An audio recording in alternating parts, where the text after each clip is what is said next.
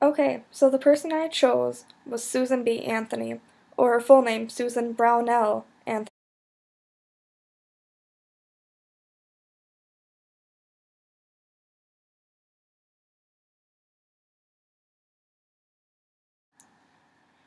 Anthony was born in Adams, Massachusetts on February 15th, 1820. She was the second oldest of 8 children, and her dad was a cotton mill owner.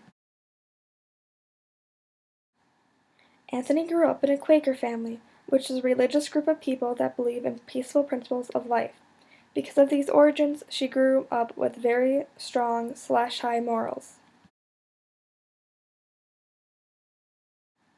Because of Anthony's high morals, she spent a lot of her time helping out in many social causes. One of her quotes she often said was, "I would rather make history than write it."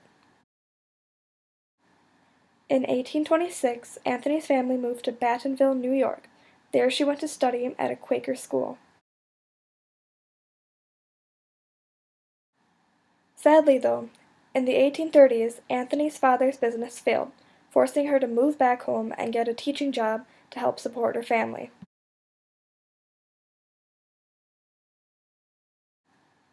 Then, in the mid-1840s, Anthony and her family moved to a farmhouse out in Rochester, New York.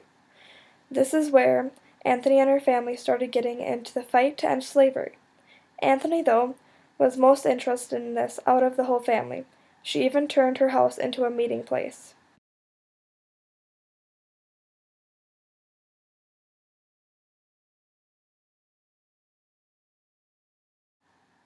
In 1849, Anthony left her job as a teacher at the Conahoria Academy, turning all of her attention on social issues. In 1851, Anthony went to an anti-slavery conference. This is where she met Elizabeth Cady Stanton. Not only did Anthony fight for anti-slavery, but she also fought to stop the sale and production of alcohol. While she was at a convention to stop the sale of alcohol, she was denied a chance to speak because she was a woman. This started her movement to give women equal rights.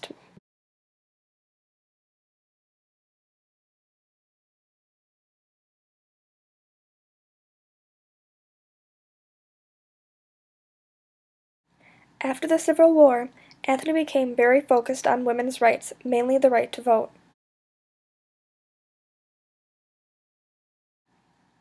Anthony traveled near and far, never giving up, even in her later years. But on March 13th, 1906, Susan Brownell Anthony passed away at the age of 86, 14 years before Congress would pass the 19th Amendment.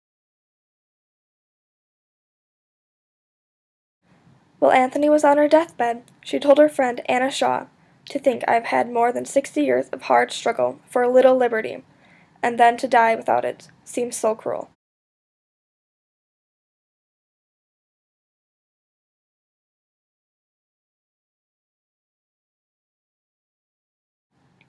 After Anthony was denied her right to speak at the No Alcohol Convention, Temperance Convention, she and Stanton established the Women's New York State Temperance Society.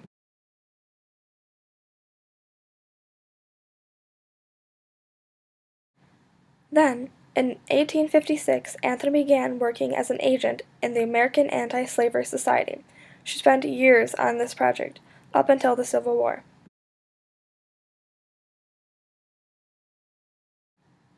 In 1866, Anthony and Stanton established the American Equal Rights Association, calling for everyone, regardless of race or sex, to all have free rights.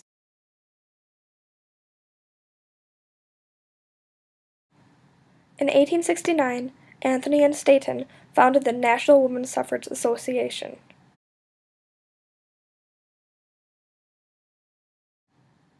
Then, in 1872, Anthony voted illegally in a president election. She was arrested and went to trial and was fined $100, which she never paid. In the 1880s, Anthony published the first volume of History of Women's Suffrage. 3 more volumes followed.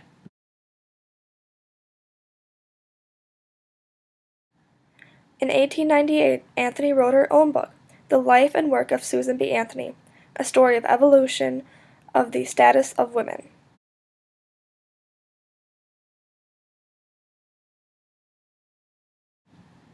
Then, in 1905, she met with President Theodore Roosevelt in Washington, D.C., to try and convince him to pass an amendment that would give women the right to vote.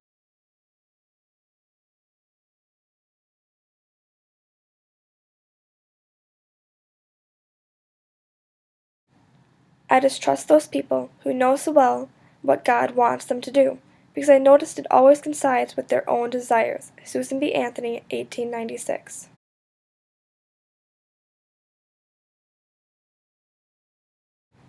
Let me tell you what I think about bicycling. I think it has done more to emancipate women than anything in this world. It gives women a feeling of freedom and self-reliance. I stand and rejoice every time I see a woman ride by on a wheel. The picture of freedom, untrammeled womanhood. I declare to you that woman must not depend upon the protection of man, but must be taught to protect herself. And there I take my stand. Susan B. Anthony.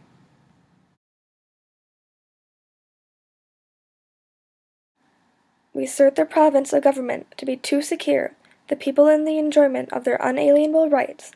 We throw to the winds the old dogma that government can give rights. Susan B. Anthony. It was we the people, not we the white male citizen, nor yet we the male citizens, but we the whole people, who formed the Union.